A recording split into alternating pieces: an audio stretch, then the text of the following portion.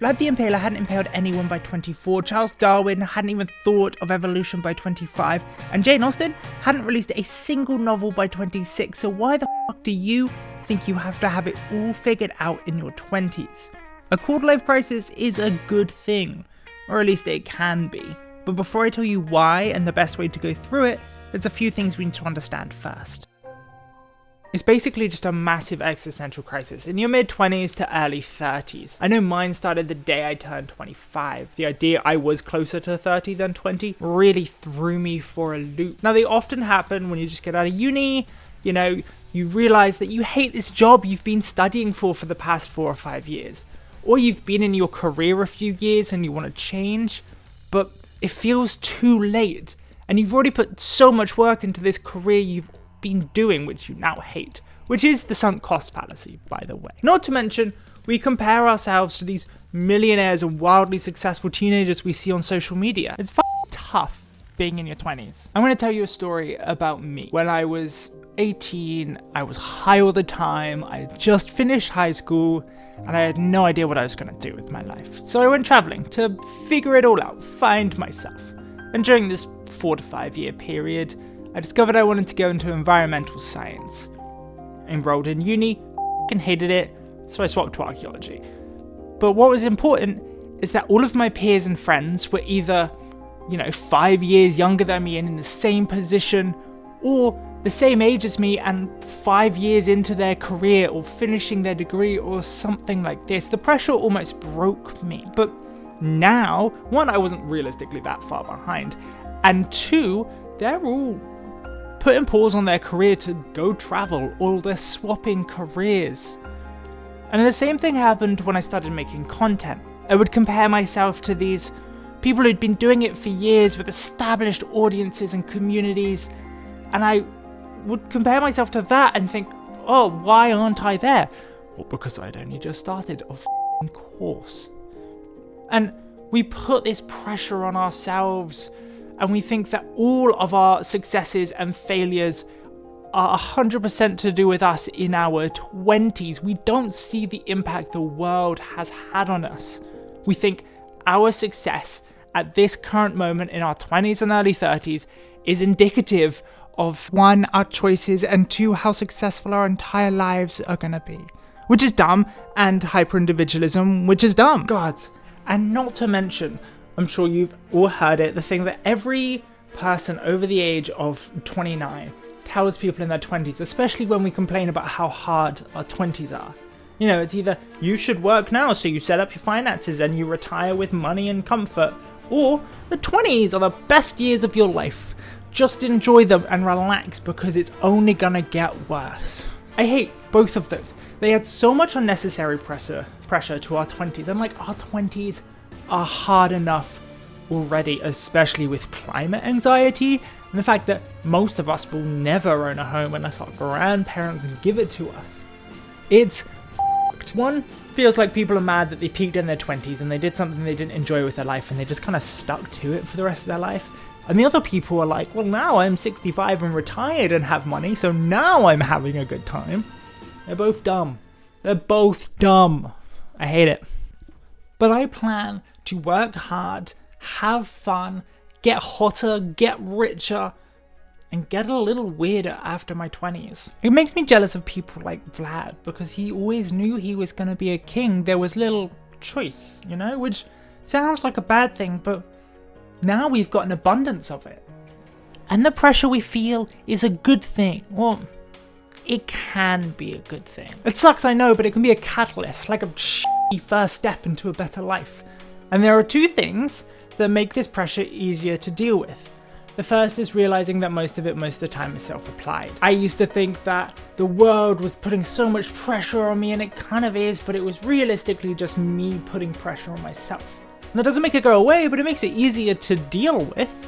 Like, I know I put a lot of pressure on myself, but because I know it's me and not the world, it is just easier to deal with. And the second is comparison. Comparison is the thief of joy. Comparing ourselves to others is slowly ruining our mental health. And luckily, there is a very simple way to deal with this.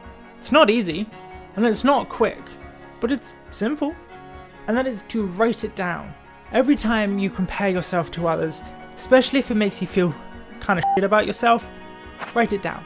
You can save these all up to the end of the day and make a really pretty bullet journal page about it, or you can do what I do and just have a note on your phone, and every time it happens, write it down.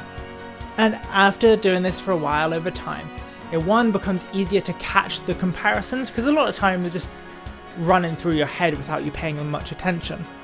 And two, you get better. Like, it takes a while. It takes a while. My therapist got me to do this, and I did it almost daily for 3 months before I started to notice a difference. But it got better, and that's what's important. Oh, and I know we all know this, but f***ing get off social media. You're a human being. Sometimes we need to go touch some f***ing grass. That'll help. This pressure creates fear. Fear that we'll never be good enough, that those we idolize aren't normal human beings and we are. Fear that whatever path we're on now, we've sunk too much time and money and effort to ever catch up on anything else we ever do in our lives. Fears that in our 20s we've made or destroyed our entire future. And I hope if you resonate with any of that, you realize by simply me saying it how dumb it is. And the only way I've ever found to actually deal with fear is by facing it. But that doesn't mean you have to face it all at once.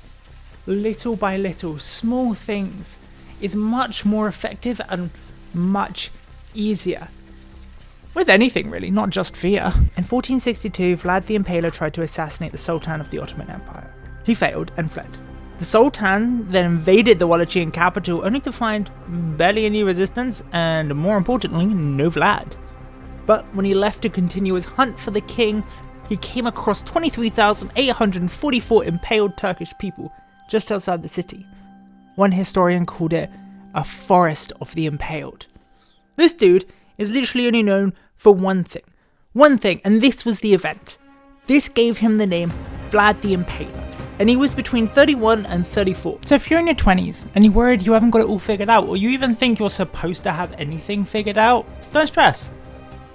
Vlad became the Impaler at 34. You've got time.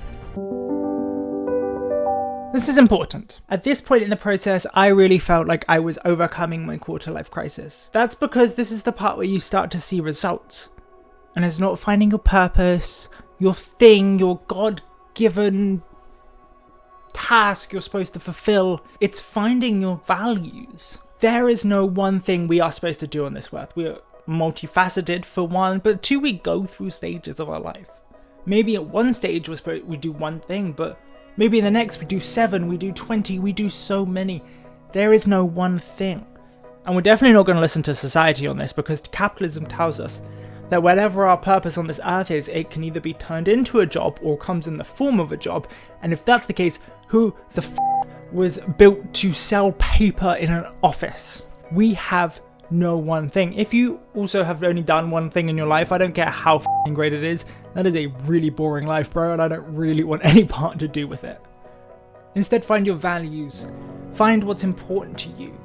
Nature, peace, honor, resilience, independence, community. Build your life around those. Then you can do so many different things and you will always be true to yourself. Funnily enough, it's also why we have this crisis in the first place. We have this existential crisis, our quarter-life crisis, because our life doesn't align with our core values. Not because we're doing the wrong thing because we're meant to do something else. We're doing the wrong thing because it doesn't align with what's truly important to us. There is a scarily easy way to find your core values. You Google core values, it'll come up with a list of like 200 of them. You then narrow those down. You do top 50, then top 20, then top 10, then top 5. And boom, core values. Build your life around these and your crisis will get better. At least it did for me. But what if you do this? You look at this list and you're like, they all kind of look great. I want them all in my life. I can't pick 5. You probably then don't know yourself very well. And there is a solution for that. Go experience life. Meet new people, see new things, go to new places. Don't get me wrong, one, it's very cliche advice, I know. And two, that's honestly scary as hell. But if you don't like your life now or where your life is going, no amount of time and energy and effort is ever going to change that. According to Bronnie Ware's book, the number one biggest regret of people when they die is not living a life true to themselves. Don't be that person. And there is also a reason I am telling you this at this part in the video. It turns out this advice doesn't work if you're at a different stage in the whole quarter life crisis process. There's been a few studies on it. The best video I can give you for it is by Healthy Gamer GG. I'll link it in the description. It's great. It goes over the different stages of a quarter life crisis. It turns out you first have to go through the crisis. You then have to separate yourself from the life that didn't align with you. You then have to make a decision, like actively be like, I want this to change, I want this to get better. And only then can you start to make actionable steps to deal with it. And that's this part we're at right now. We're making actionable steps to deal with our quarter life crisis. You have to deal with the other bullshit first. If you haven't dealt with that, you're in that stage. This is the next stage. And this is the stage you see results. One part of this process goes hand in hand with changing what we're trying to find, and that's changing what we're focusing on. We don't want to focus on these big milestones in our life. We want to focus on the everyday, on the mundane, on the ordinary. Because if we do that, one, we will be happier and healthier. It's better for our mental health to do that.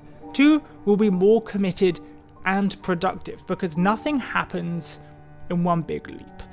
Nothing happens in one sprint. It's small actions consistently that will allow us to achieve great things. You can get your milestone, whatever it is. You can make that $1 million.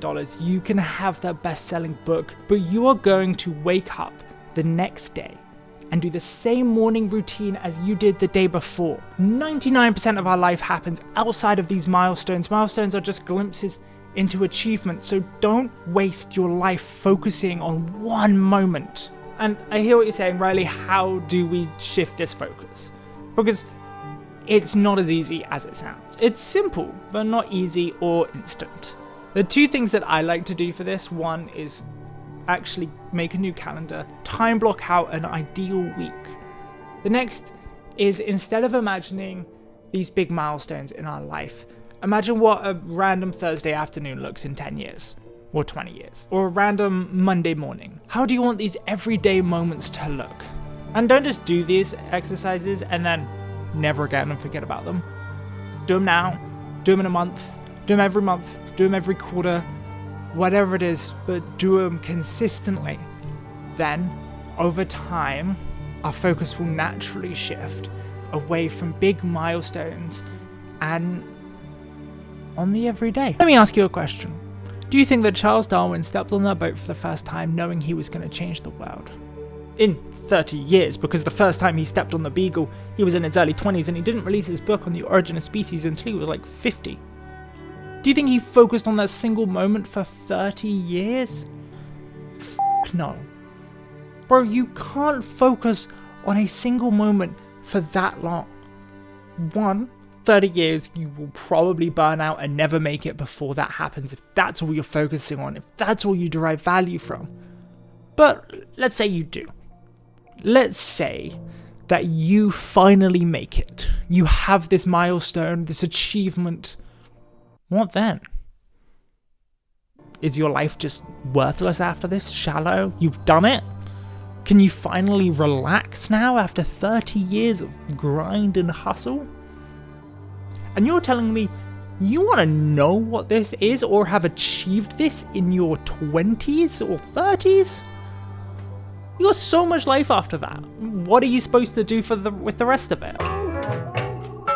If you remember anything from this video, it should be this final thing. I think this has been the thing that has helped me the most during my quarter life crisis, which isn't over, but I have gone through most of it. I'd say I've gone through the main crisis part and now I'm in the stage of working towards what I actually want in life. And the thing is, to live with intention. If you have a goal, proactively make decisions towards it. Do you want to change or be happier, be less lonely, have more fun? Make active decisions towards that. Even if it doesn't get you closer in the short term, living intentionally will get you closer to what you want in the long run.